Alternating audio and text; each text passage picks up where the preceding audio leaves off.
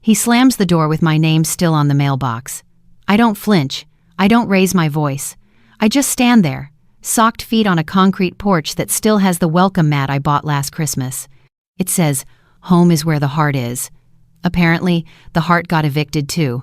The sound of the deadbolt clicks into place, like punctuation, like he's closing a chapter I forgot we were writing together. Maribel across the street shifts behind her storm door, phone raised halfway, pretending she's not filming but not lowering her hand either.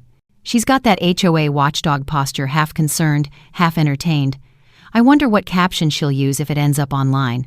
Probably something like, "Midwest Millionaire Meltdown" or "She's Still Standing." I wish I could tell her the story isn't new. It started weeks ago. Or maybe it started when I began shrinking, one small compromise at a time. The door didn't slam in one day. It creaked closed slowly, disguised as his success and my silence. There's a clipboard nailed to the front of the house. HOA inspection slip. Still says, L. Myers, under primary resident. That's me. Still me. My name. My mailbox. My house. The keys in his pocket are a prop, not proof. I step back and let the cold wind slip down my collar. Missouri wind is sharp in October, like it doesn't care what you deserve, like it cuts everybody the same.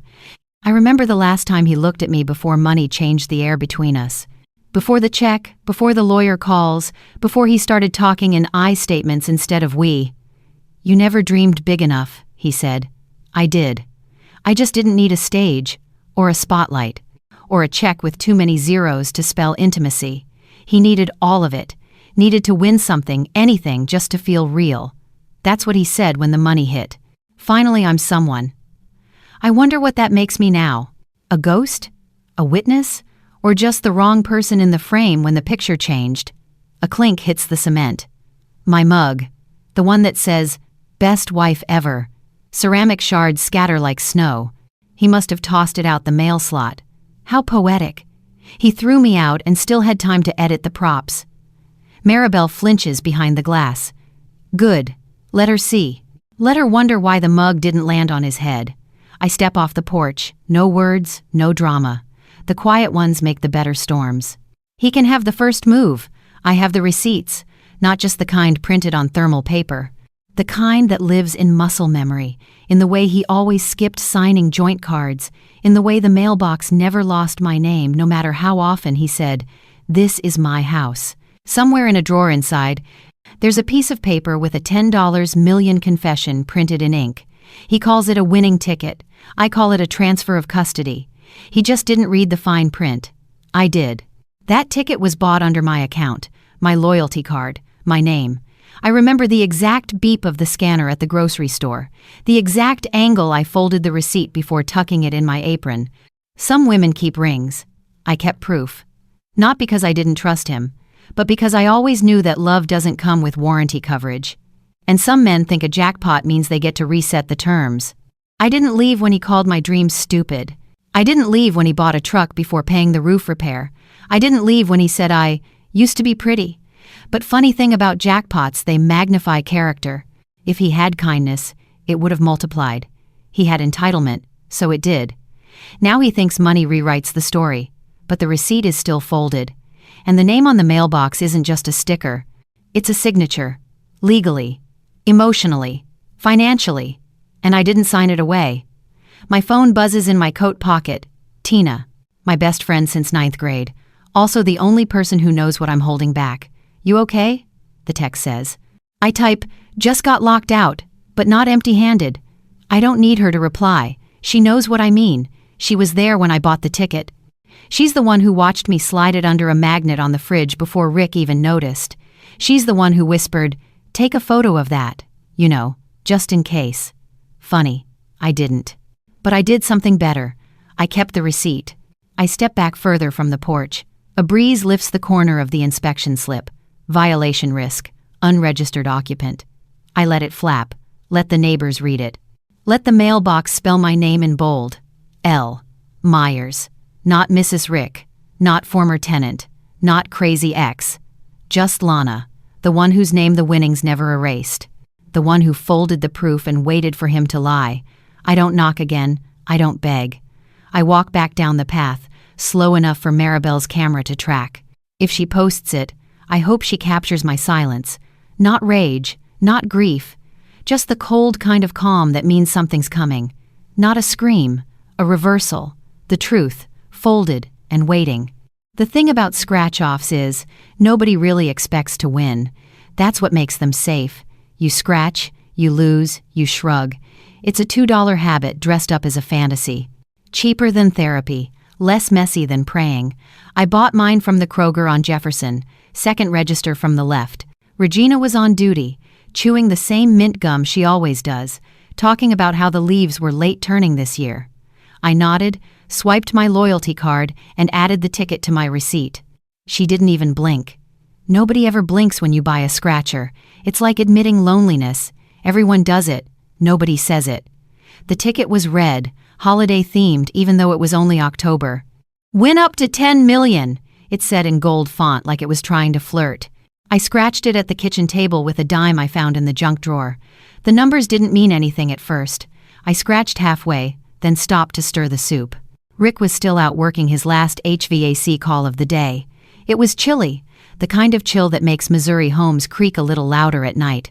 When I came back to the table, the numbers looked the same. But something in the corner box caught my eye, a matching code. I looked up the win chart. My hands didn't shake. That surprised me. Just a low thrum in the chest, like I was waiting for someone to call cut on a scene I hadn't rehearsed. I didn't scream, didn't laugh. I folded the receipt, ticket still attached, into a perfect square and slid it into my apron pocket next to a wrinkled coupon for dish soap. I didn't check again. Didn't Google the odds. I just stood there a long minute. Then I poured the soup. Tomato bisque, Rick's favorite. When he came home, he dropped his tool belt by the door, kissed my cheek, and said, "Something smells warm." I nodded. He didn't notice the ticket stuck to the fridge. I'd pinned it under a magnet shaped like a coffee mug. "You doing those scratchers again?" he asked mid-chew, grinning like he was humoring a child. "Might get lucky," I said. "Yeah, and I might become a backup dancer for Beyoncé," he laughed. I smiled, not at the joke, at the irony still marinating in his future. He didn't ask to see it, didn't ask if I won anything. He rarely did. I was invisible in the places where curiosity should have lived. He'd glance at my hand only if it held food or fabric, not paper, not numbers, not power. Later that night, I took the receipt from my apron and tucked it inside my jewelry box. Not under the tray, not hidden. Just layered between old birthday cards and a broken watch face I kept for no reason. Some women keep diamonds. I keep timestamps. There's a security in paper. It doesn't forget. It doesn't spin stories or shift blame. It just exists, proof without protest. The next morning I called Tina. "Want to hear something weird?" I asked. "Always," she said. "I think I hit something big," I whispered. "Like, big? Like shut up and don't tell Rick big." She laughed first, then paused. "You serious?" "I think so. I bought it under my card. You know, the one we share coupons on." "You took a picture, right?" "No, but I've got the receipt, folded in my apron still." "Lana, I know. I paused, but he didn't even ask. She didn't respond right away. Then she said, "Good. Don't tell him yet. See where he stands without it." Tina's always been the kind of friend who knows how to sit beside your silence without trying to fill it. We made a pact when we were 15 that if one of us ever won anything, money, love, peace, the other one would help protect it, not celebrate it, guard it. Turns out that's rarer than the winnings. I didn't cash the ticket that week, or the next. I watched Rick closely instead, not in a test kind of way, just observing. I wanted to see who he was without knowing the wind had shifted. Would he notice I was humming again in the mornings? Would he ask why I kept checking my bank app? He didn't. He was too busy talking about how his boss was finally seeing his worth. "They're giving me more leads," he said. "They're grooming me for supervisor." "That's great," I said, and I meant it. Part of me still wanted his rise, even if he couldn't see mine. We ate leftover lasagna that night. I offered him a glass of wine. He said no, too many carbs. "Carbs in wine?" I joked. "It's grape sugar," he muttered, trying to clean up. That should have tipped me off. He was preparing for a new role. Not with me. Just Dot in general. like he felt something was about to arrive, and he wanted to look deserving when it did. On the third Saturday after the ticket, he woke up earlier than usual, shaved, wore his only blazer, said he had a client meet in Clayton. I knew he didn't have any high-end accounts. But I let him lie. Sometimes you learn more from silence than confrontation. That afternoon, I found the scratch-off missing from the fridge. The magnet was still there, just holding up a dentist reminder. I didn't panic. I checked the jewelry box. The receipt was still there, untouched, uncreased.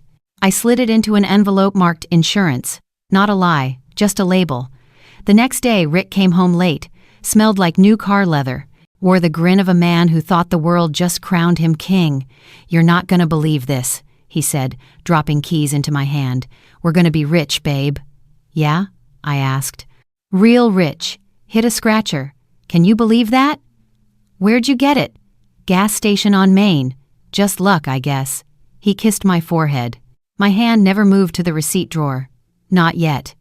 I wanted to see how long he'd pretend, how deep the fiction would go. Some men cheat with bodies, others with money. He didn't just lie. He relocated his integrity and changed the locks. I smiled that night, held the keys like they were gold. Not because of the house, because of the proof. I bought hope for $2 and tucked it between coupons. He bought lies for free and paid full price later. Rick always had this grin, half smug, half lazy, like he'd already won something you didn't know you were competing for. That night, when he tossed his boots by the door and flopped onto the couch, he looked at me like I was a reward, not a witness. "Guess who just got a bonus job offer today?" he asked, flipping the remote without waiting for my answer. "They finally noticed how much I carry that place." "That's great," I said, and it was, I guess. Except the more praise he got, the less room there seemed to be for both of us in the picture. The bigger his wins, the smaller I became. He didn't mean to shrink me, not consciously. Rick doesn't operate from malice. He operates from assumption that the world bends toward his wants, that other people orbit, not stand. I watched him from the kitchen, wiping down the counter that didn't need wiping. He caught me looking. "You okay?" "Just thinking. That's dangerous," he smirked. "You'll start wanting a second cat." "Maybe a dog," I said. "Then we can call it a house." He didn't laugh. "This is a house," he said. "I pay the mortgage." That wasn't true. We split. Not equally, but I paid more than bills. I paid with time, with meals, with the million unseen things women give without tracking. He calls it love. I called it investment. And I was starting to notice the return rate. That weekend, he found the old scratch-off ticket in the junk drawer. I'd forgotten I left it there. It was a backup, one of those $2, win up to $500 duds. He held it up like it was proof of some silly habit. "You still buying these?" he asked. "Sometimes." Jesus, Lana. You know these things are a tax on the dumb, right? I didn't answer. Just folded laundry. My hands don't argue. He laughed. "Imagine if you actually won. You'd probably forget to cash it, or give it away. Maybe I'd hide it in the jewelry box," I said. "Next to that watch face you keep?" "Exactly. See? That's why I handle the money. You'd bury the win next to memories."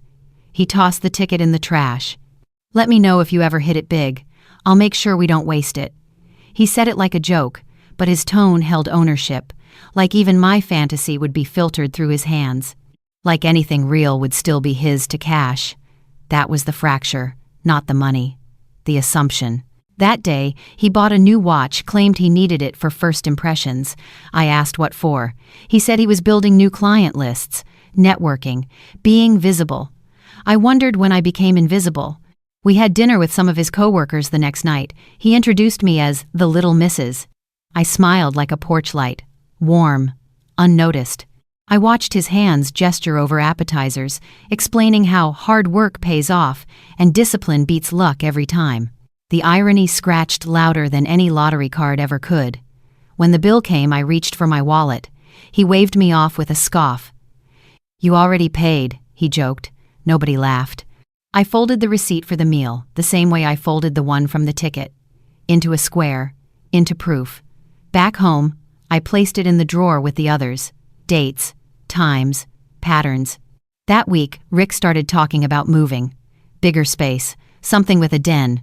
We already have space, I said. Barely, he replied. Where will we get the extra money? I asked. Let me worry about that, he said. I've got ideas. Like, just trust me. I did, once. Trust wasn't a promise. It was a wager. And I was watching the odds shift. Tina texted me that night. Everything good? He found an old ticket in the drawer, I wrote. Yours? No, but the message landed. Want me to hold the receipt? She asked. Not yet. Let's see how deep this goes. She didn't question me. Good friends know when your silence is louder than your plans. 2 days later, Rick came home late. Smelled like cologne I didn't recognize. Said he was networking. Takes FaceTime to build wealth, he said, shrugging off his jacket. What are we building? I asked. Legacy, babe. Finally getting mine. Mine, not ours. I washed the dishes slowly that night, each plate louder in the sink. He didn't notice. He was on his laptop, researching tax brackets. You ever think about what we'd do if we hit big? He asked. All the time, I said. Really? Sure. What would you do?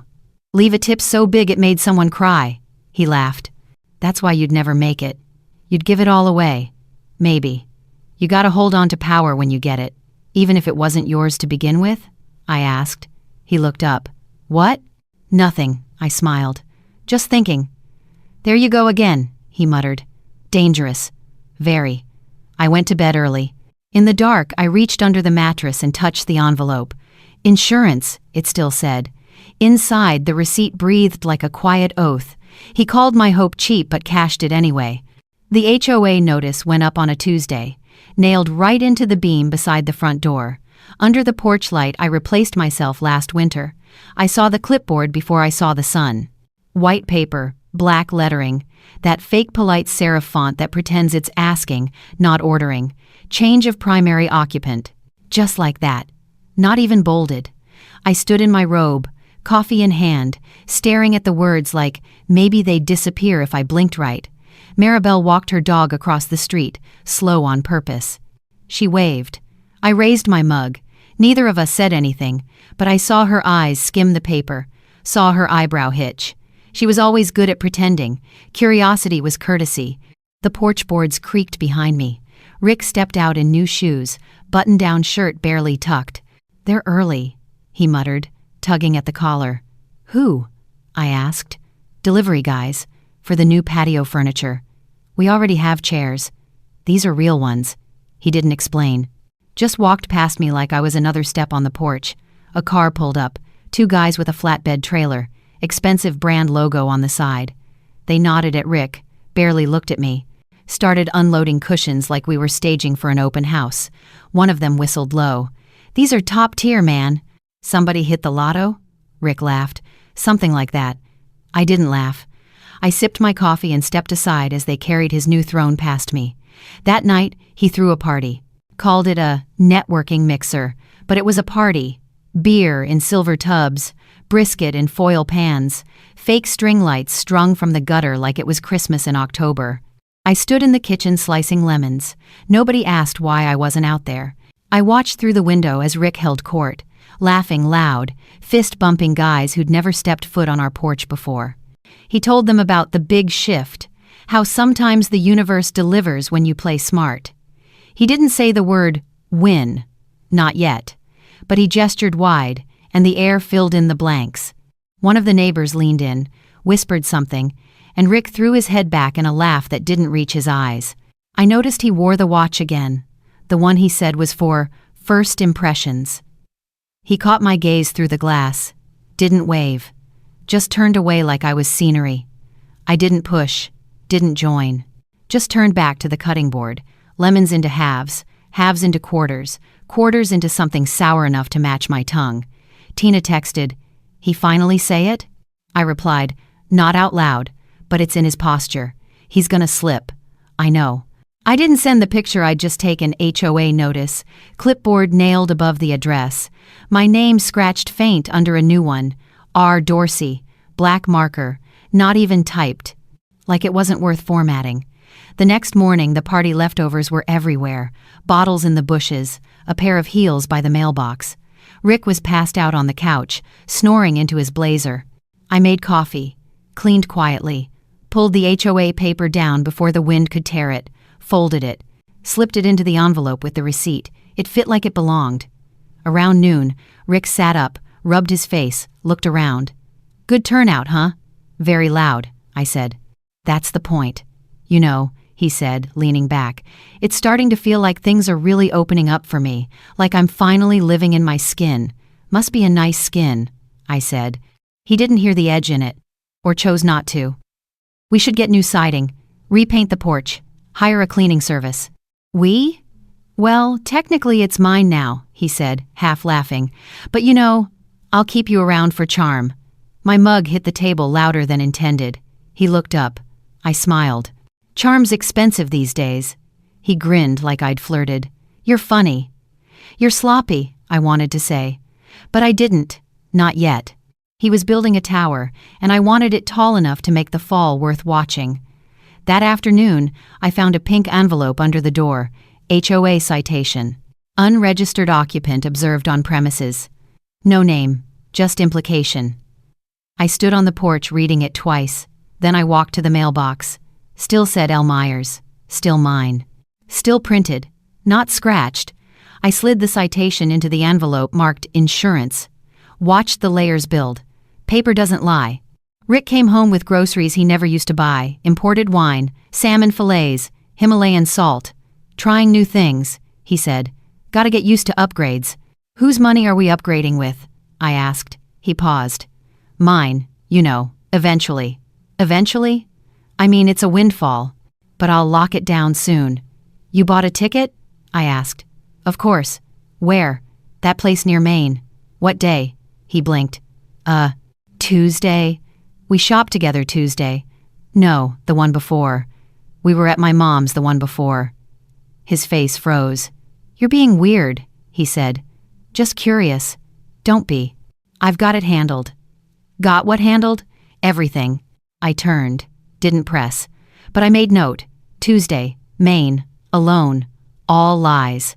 That was the night I removed the magnet from the fridge. No ticket underneath. Just a blank space where memory should live. I left the space empty. Let it breathe. Let it accuse. "He won," he said. But I didn't see my name on the invite. He waved the check like it was a trophy, like it meant something about him had finally been proven right. The numbers were printed in cold blue ink, zeros like a row of perfect teeth. 10 million. The kind of number that looks photoshopped even when it's real. I watched him hold it up in the driveway. Crowd of new friends gathered around him like he was Moses with a scroll. Maribel filmed from her porch again. I saw her phone camera light blink red. "What'd I tell you?" Rick yelled. "Right place, right time, baby." They clapped, laughed. Someone popped a mini bottle of champagne that probably wasn't even his. He didn't say my name once. Not Lana. Not we. Not us. Just me and mine and finally. I stood behind the living room curtain, just far enough that I could see him. Not far enough that he could see me. Not that he'd have looked. Rick was a man made for daylight and applause. I was background texture now, the woman who did laundry, the shadow who made sure the fridge didn't scream empty. That night, he came in loud, dropped the check on the counter like it was a grenade. "You ever seen that many zeros in your life?" He grinned. "Not even on the mortgage," I said. He missed the tone. "We're gonna flip this house, maybe get a condo in Florida. You ever wanted a boat?" "I wanted insulation," I said. "You never fixed the attic. Who cares about the attic when we're rich?" "Who's we?" I asked. He looked at me like I was being difficult on purpose. "Come on, don't start. I already told you I bought the ticket." "Where?" "Shell station on Maine." "When?" "Last month." "What day?" "Why do you care?" "I just like details," I said. He scoffed, poured himself a glass of something too expensive to pronounce, and disappeared into the living room. I waited until the door shut behind him. Then I went to the jewelry box. The receipt was still there. Crisp, folded, dated, time-stamped. 2 days before the one he claimed. Kroger. Loyalty card. L. Myers. I hadn't taken a photo of the ticket itself. That was my mistake. But I had this. The receipt with the scratch-off code printed next to bread, milk, paper towels. I bought it during my lunch break. Rick wasn't even in town that day. I texted Tina. He's showing off the check, she replied instantly. To who? Everyone with teeth. You gonna show the paper? Not yet. Why? He's still hanging himself. Need me? Come over tomorrow. Tina came with coffee and silence, like she always did when things cracked. She sat on the porch while I showed her the envelope. I unfolded the receipt and handed it to her. She studied it like scripture. This is solid, she said. It's clean, your name, your card, your date. And it matches the stub? I nodded. Still got it? I opened the drawer, pulled out the old envelope where I'd stashed the scratcher itself, just the stub. Now, the barcode still intact, my initials scribbled in blue ink across the corner. L. Myers. Why'd you write your name on it? She asked. Habit, I said. I label leftovers, receipts, birthday cards. Figured I'd do the same. Thank God you're weird. He thinks I'm clueless. He thinks he's untouchable. Let's let him keep thinking that. For how long? Until he files something stupid. He will. Exactly. That afternoon, Rick changed the Netflix password. Small thing. Stupid. But it was the beginning. The account was under my email. He claimed it was security. We're about to have serious money, he said. Need to clean up the digital footprint. Of our movie preferences? I asked. You don't get it. Try me. Things are about to shift. I've got people looking at endorsements. Image is everything. I thought truth was everything. He blinked. What's that supposed to mean? Just thinking out loud. Don't do that. I smiled. He was unraveling slowly, thread by thread, and I was holding the spool. That night, I slipped the stub into a second envelope. Labeled it final, just in case. The next morning, the bank called. Tina's account had been frozen. She called me breathless.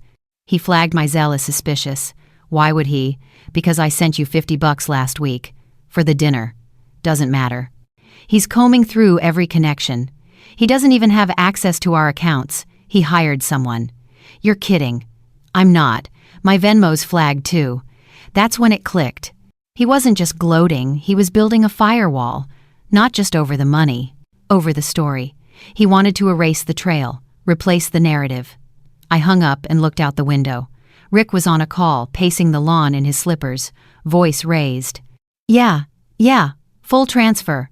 I've got all the docs. It was my ticket. Yes, sole claimant. I wrote it down, word for word. Not because I needed it, but because truth doesn't argue. It documents. Later that night, I left the receipt out on the kitchen counter.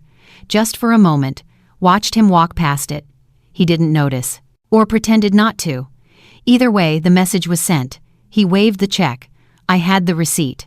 Tina's voice on the phone was tight, coiled like she'd just found a stranger in her house. They froze my card again, Lana. That's the third time this week. I pressed the phone tighter to my ear. Did the bank say why? They flagged it as part of a fraud adjacency investigation. That's not even a real phrase. Did they mention Rick's name? No. But who else would be crawling through our transfers? I didn't answer. I was already walking to the kitchen, envelope in hand, heart pacing like it knew a finish line was coming.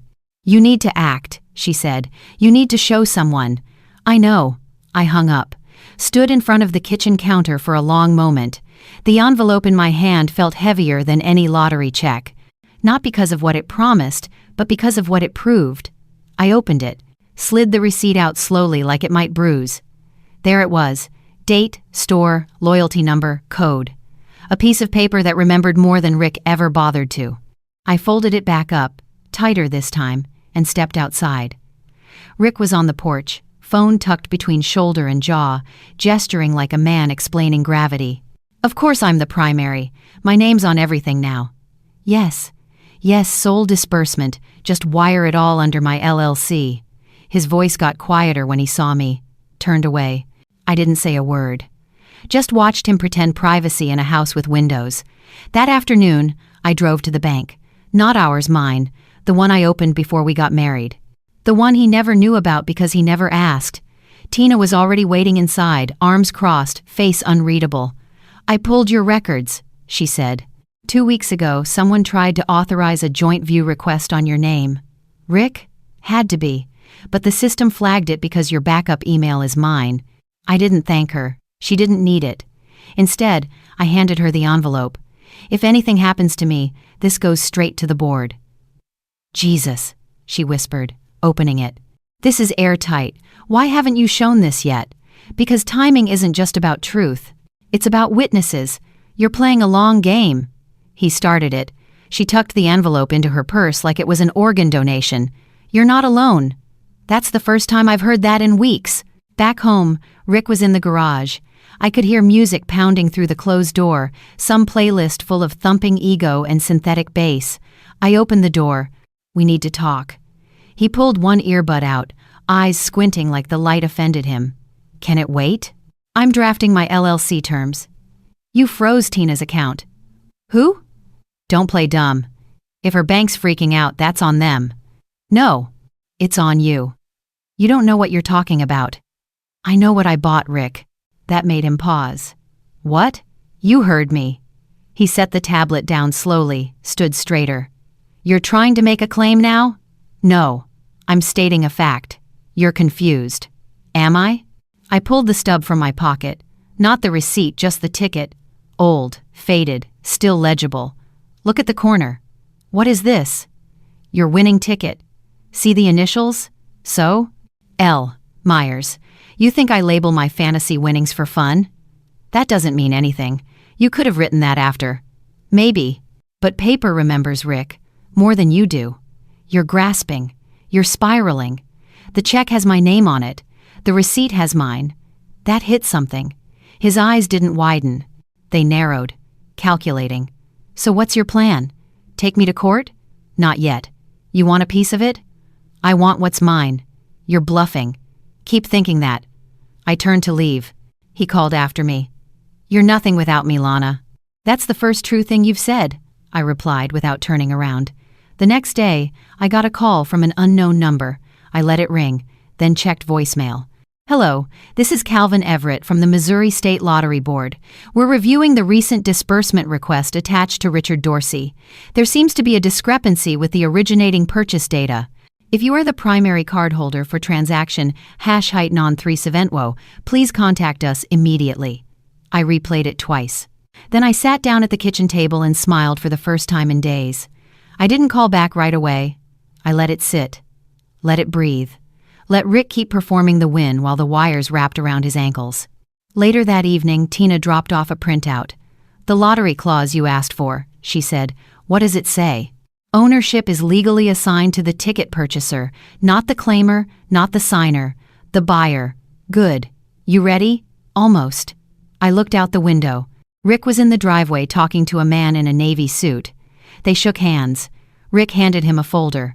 Probably his LLC papers. I wondered what he wrote in the bio section. Professional fantasist. Narrative thief. Winner by theft. I whispered to myself. My name was silent. His name cached the echo. But paper doesn't echo.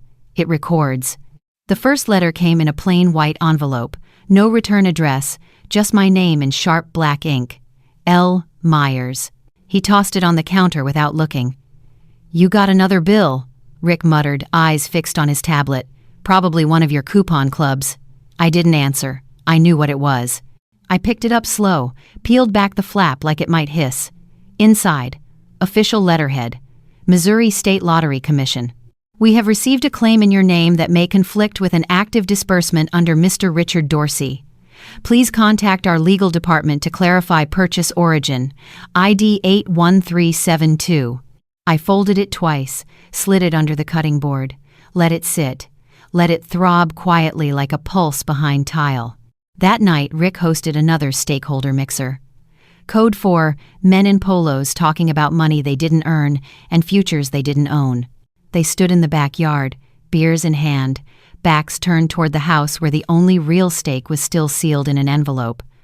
I watched from the upstairs window, not hiding, just waiting. One of them pointed at the new grill Rick bought last week. She's a beauty. Paid in cash? Of course, Rick said. When you've got clean digits, there's no need to cut corners. They laughed. I didn't. I mouthed the word digits like it was poison. Rick opened the sliding door just long enough to grab another case of beer. He saw me standing there. You gonna join us? Didn't get the invite. Open house, babe. Then maybe lock your mouth. He froze. Just for half a second. Then the door slid shut again. Later, Maribel posted a story from across the street. A wide shot of our house lit up like a showroom. Music, men laughing, and in the center, Rick, holding the check again. She captioned it, "When your neighbor wins big and forgets who he married." It got 73 likes before midnight. I screenshot it. Evidence, not legal, just cultural. The next morning, a car I didn't recognize parked outside. A man in a blue blazer stepped out, checked a clipboard, looked at the address, then at the house. Rick opened the door before I could. "Mr. Dorsey?" the man asked. "Yes. I'm with the Missouri Lottery Compliance Unit. We've got a small discrepancy in documentation." "Discrepancy?" Rick laughed. "What, someone else claimed my prize?" "Possibly. There's a receipt trail linked to the cardholder of record. You didn't register a loyalty ID with your submission. I bought the damn thing myself. We'll need to verify that. Legally, ticket ownership resides with the purchaser of record. Do you recall the purchase date?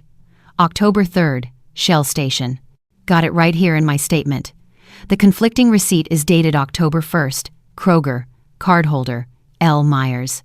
Rick's jaw twitched. That's my wife. Ex-wife. She probably found an old ticket and wants a cut. The agent didn't blink. She hasn't filed a claim. Then what is this? This is a courtesy call. We'll be back. I stood at the top of the stairs, silent. Rick looked up at me, face flat. You're really doing this? I didn't respond. Just turned, went back to the bedroom. Closed the door without a sound. Later, I opened the envelope again, checked the folds. Crisp, untouched. Still legal, still mine. I took a photo this time, sent it to Tina. It's happening, she replied. Told you. Paper waits. 2 days later, the HOA sent a notice. Conflicting residency data reported. Temporary suspension of property privileges pending clarification. Rick crumpled it in one hand and threw it across the kitchen. They think you live here alone now? He barked. They think you own this? I raised an eyebrow. Don't I? You're not on the deed, but the mailbox says L. Myers. Jesus, Lana, it's a sticker. It's a statement. You're really gonna lawyer up over a grocery ticket? No. I'm gonna sit still while you drown in proof. You think this is noble? You're gonna ruin my life over a misunderstanding? Not a misunderstanding, just a miscalculation. Of what? I walked to the fridge, pulled off the magnet that used to hold the ticket, let it fall. Of whose story this really was. He didn't respond. Just stood there like a man who suddenly remembered paper cuts bleed too. That night, I sat on the back porch alone, wine in one hand, the check photo on my phone in the other. I stared at it a long time. The zeros blurred slightly under the porch light. I whispered it to no one. Proof doesn't shout. It waits. And then I closed the phone. Let the silence build its case. The lock clicked different on Thursday. It wasn't broken. Just changed. Same shape, same brass finish. But it turned smoother, cleaner, new. I noticed it before I even turned the knob. You know the rhythm of your own door. And this one stuttered. My key didn't fit. I tried twice. Rick opened it on the third rattle, face blank, voice too calm. Sorry. Had to upgrade the locks. Security stuff. Without telling me? Didn't think you'd mind. I live here. Temporarily. The pause stretched between us like a wire. I stepped inside. Slow. Careful. The house smelled like new paint and aftershave. The rug in the foyer had changed. The picture frames, too. My face was missing from the ones in the hall. You redecorate? I asked. Just freshening things up. Feels more like erasing. He didn't answer. Just walked past me into the kitchen, opened the fridge, poured water like we were still married in 2016. I followed. What is this? I asked. A shift. A theft. That's a strong word. Is it? He set the glass down too hard. You've been collecting receipts and whispering to lawyers. Don't act like a saint now. I've been collecting facts. You've been rewriting them. This house is under my LLC now. You forged a transfer? No. I filed a claim for sole financial risk, and guess what? The board didn't deny it. Because they haven't seen what I have. Then show them, he snapped. Go ahead. You think anyone cares where a ticket was bought when a check's already cleared? I don't need them to care. I need them to confirm. He exhaled, loud, dramatic. You always needed the last word. You always needed the lie. The silence after that was thick. I left. Didn't slam the door. Just let it click behind me. My name's still on the mailbox. That night, Tina called. You sitting? I'm always sitting lately. He filed a motion for full asset control. With what? He claimed you were mentally absent and inconsistent with records. He actually wrote that? I saw the copy. Jesus, you ready now?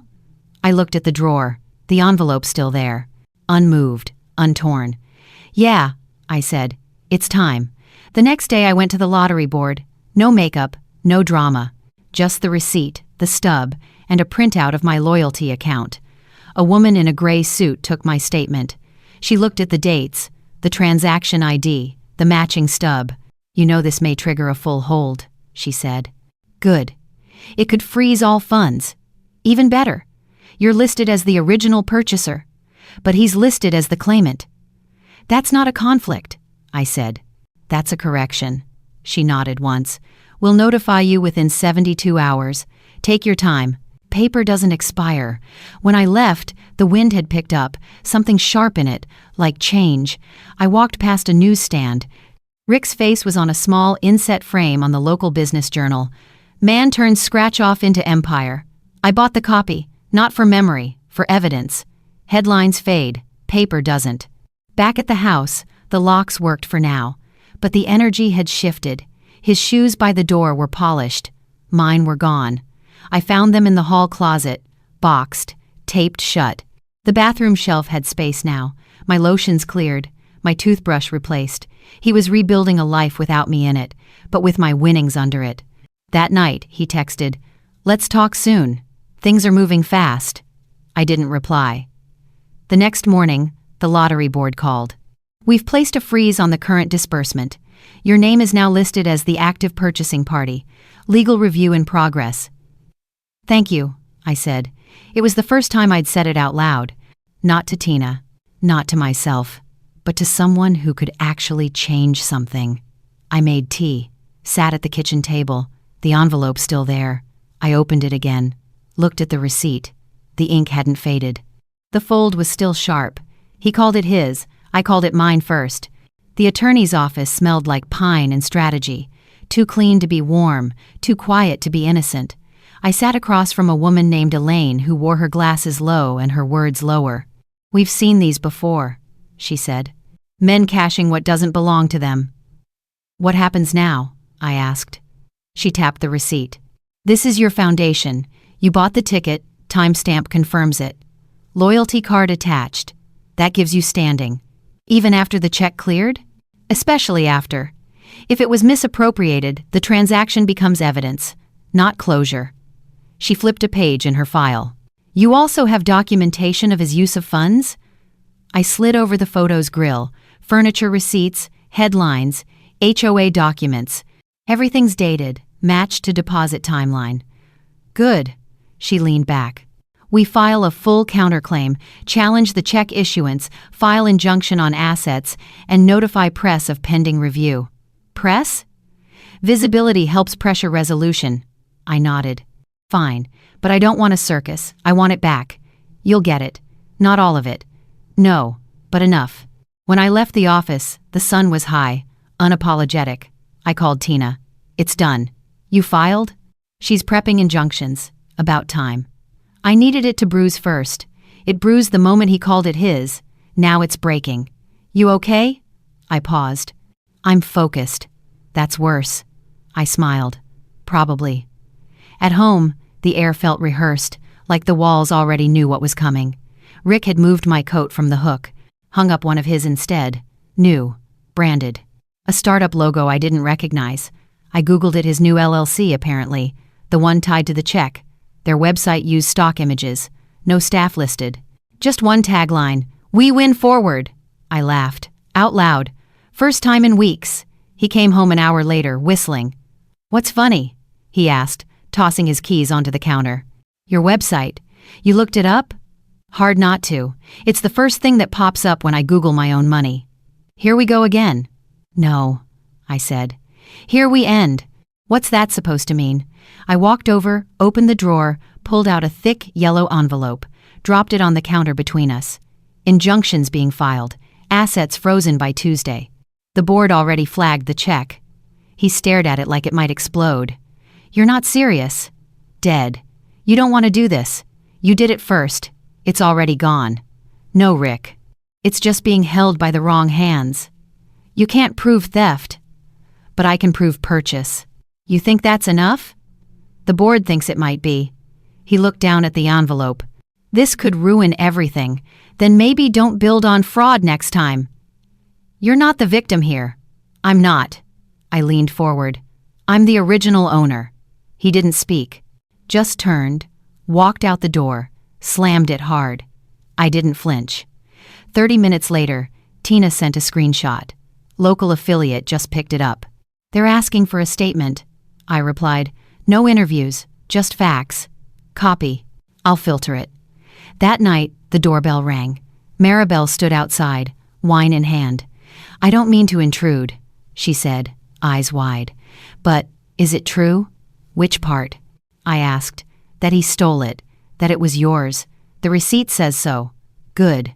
She handed me the bottle, because I always liked you better. After she left, I opened it. Toasted nothing.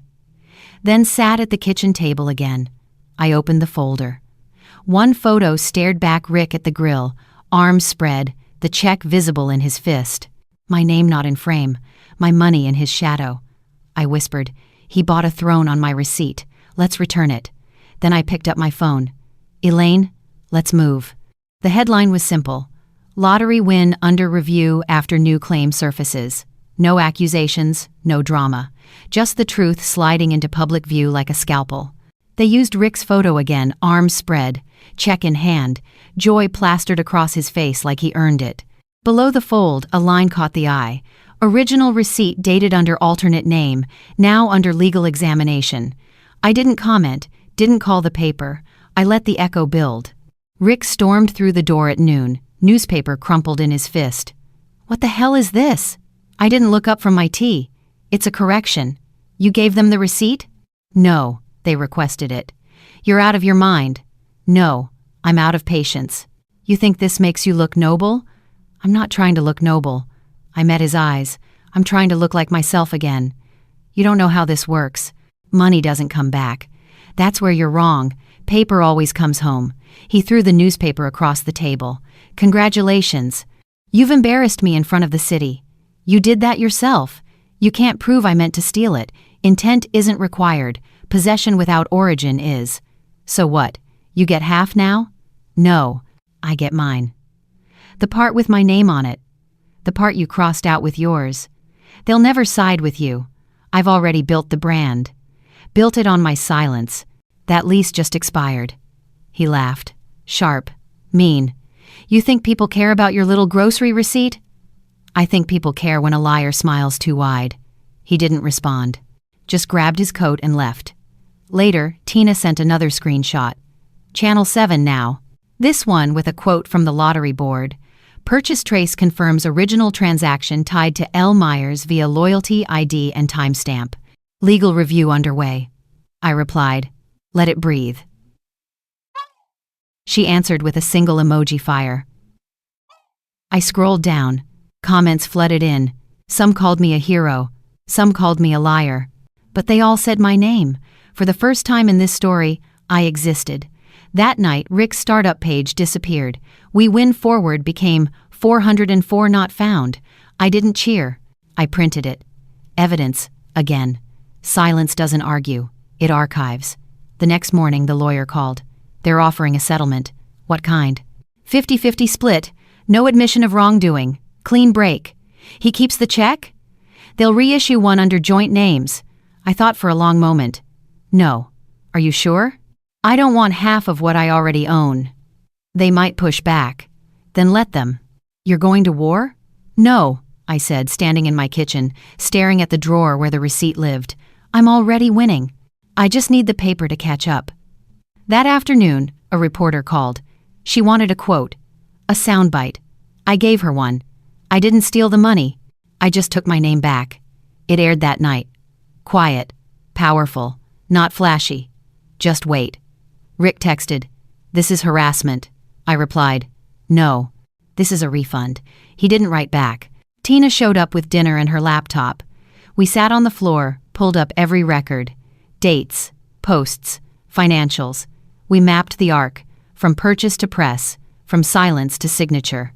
When we were done, she said, "You built a whole case." "I built my life back." She nodded. "You scared?" "Not anymore." "Why?" I looked at the envelope. "Because he ran out of pages, and I'm still printing." Outside, the porch light flickered. I hadn't changed the bulb in weeks. I didn't need to. The house was finally lit from inside. He showed up at dusk. No text, no call. Just the sound of his car in the driveway, door closing harder than needed, footsteps coming up the porch like he still belonged to it. I opened the door before he knocked. He didn't say anything right away. Just stood there, eyes hollow, hands bare. The light from the hallway split his face in two. "I lost the appeal," he said. I didn't flinch. "I know." They froze the rest of it. "I know that too." "Your name's on the new check. It always was. You just couldn't read it." He stepped inside like a man walking into a museum of his own mistakes. Everything was still where it used to be. Same rug. Same lamp. Same silence. "They say I have to give a formal statement," he muttered. "That I acknowledge the original purchaser and relinquish all claims." "You should." "They said I can avoid criminal charges if I cooperate." "Then cooperate." "That's it?" he asked, voice small now. "You don't want to see me suffer? You're already doing that. Why would I interrupt?" He looked around like maybe the furniture would save him. It didn't. "You really built a whole case against me." "I didn't build it. You gave it to me." "I didn't think it'd matter." "That's what you said about me." The words hung there, heavy, unapologetic. He sat down at the table. Same spot where he once signed a birthday card with someone else's words. Now he sat in front of documents that belonged to me. "Why didn't you yell?" he asked. "Why didn't you scream, call lawyers, kick me out?" "Because yelling is temporary. Paper is permanent." "You're cold." "No, I'm clear. You don't miss me." "I miss the version of me who didn't flinch every time you spoke like you owned the room." He leaned back. "You know I was going to share it at some point. That's not true." "It is." "Then why didn't you?" He didn't have an answer, just looked down at his hands like maybe the lines there would explain him. I thought I deserved it." "Why?" "Because I was tired of being invisible." "So, you erased me to feel seen?" "It wasn't like that. It was exactly like that." He stood up, pacing now. "I didn't mean to take everything. You just meant to take enough that I wouldn't fight back." He didn't respond. His silence wasn't defensive anymore. It was crumbling. "I can't undo it," he said quietly. "No. I can't fix it." "Also true. Then what am I supposed to do?" "Tell the truth. Sign the papers. Start again somewhere that doesn't belong to me." He turned to the door, paused. "You gonna tell people I'm a thief?" "I don't have to. You already did." He nodded, almost like a thank you, or a goodbye. Then he left. No slamming, no final insult. Just the sound of him walking off the porch that no longer had his name. I closed the door behind him. Not softly. Not cruelly. Just finally. Later, Tina called. "Did he come?" "Yes." "Did he break?" Quietly. "Did he apologize?" "No." He said nothing. "That's worse. That's louder." I sat at the table, opened the folder again, the receipt still sharp, the stub still intact. My name in the corner like it always belonged. This wasn't about revenge anymore. This was about correction, about putting the story back where it started, not to punish, just to restore. He didn't say sorry. He said nothing. That was louder. The check came in a different envelope, plain white, no ceremony, no cameras. Just a letter, addressed to L. Myers, with the kind of weight only truth can carry. I opened it in the kitchen, same table, same chair, same light from the window slicing across the counter. The numbers hadn't changed, still 7 figures, still clean, still silent. But now, the name was mine. No split, no joint claim, no signature from anyone but me. I didn't cry. I didn't cheer. I made tea. While it steeped, I folded the check once, slipped it into a folder behind the receipt, behind the stub. I labeled the tab, Resolved. Nothing more. Tina called before noon. It's done? It's done. You rich now? You rich now? I'm whole now. Same thing. Not always. She laughed. You gonna disappear? Maybe just breathe different for a while. You earned that. That afternoon, I sat on the porch. The same swing Rick used to polish with a rag he never washed. The light hit different, not brighter, just honest. Maribel waved from across the street. Heard the news, she said. You back on the deed? Never left. Good. Some houses know their names. I nodded. The wind moved through the hedges like it was clearing something old. The HOA sent an email that evening. Account reinstated. Welcome back, Miss Myers. I replied with a thumbs-up emoji. Nothing more. The lawyer emailed me the final document package. I signed, scanned, sent, then dragged the whole folder into a drive labeled Personal. Not revenge. Just proof. Later, I cleaned the bathroom, replaced the toothbrush, hung a robe that was only mine. Quiet things, private things. I didn't throw his stuff out. I'd already moved past the part of the story where I needed to erase someone to feel clean. The news ran a final follow-up. Claim resolved in favor of original purchaser. No charges filed. No interviews granted. That was how I wanted it. Small. Closed. Done. At night, I walked through the house barefoot. The floor felt familiar again. The silence wasn't haunted anymore, just still. I stood by the drawer one last time, took out the stub, held it under the light, not to reread it, just to remember how long it had waited without asking for attention. I whispered, "Proof doesn't shout. It waits." Then I put it away, somewhere safe, where stories that end don't need applause to echo.